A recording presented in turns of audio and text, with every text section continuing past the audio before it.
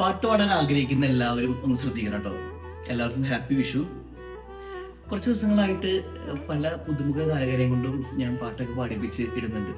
അപ്പോൾ കുറച്ച് പേര് എനിക്ക് അയച്ചൊരു മെസ്സേജുകൾ ഇങ്ങനെയായിരുന്നു: നിനക്ക് നല്ല പ്രൊഫഷണൽ സിംഗേഴ്സിനെ കൊണ്ടൊക്കെ പാടിപ്പിച്ചിട്ടൂടെ, എന്തിനാണ് ഈ ആദ്യമായിട്ട് പാടുന്ന ആൾക്കാരെ കൊണ്ടൊക്കെ പാടിപ്പിക്കുന്നതെന്ന്. ശരിയാണ്, പ്രൊഫഷണൽ സിംഗേഴ്സിനെ കൊണ്ടൊക്കെ പാടിപ്പിച്ച് കഴിഞ്ഞാൽ കുറച്ചുകൂടെ റീച്ചൊക്കെ കിട്ടും, കുറച്ചുകൂടെ ഒരു ഫെയിം ആവാനൊക്കെ പറ്റും. പക്ഷേ എന്താ പറയുക, കഴിഞ്ഞ ദിവസം എന്നെ ഒരാൾ വിളിച്ചിരുന്നു.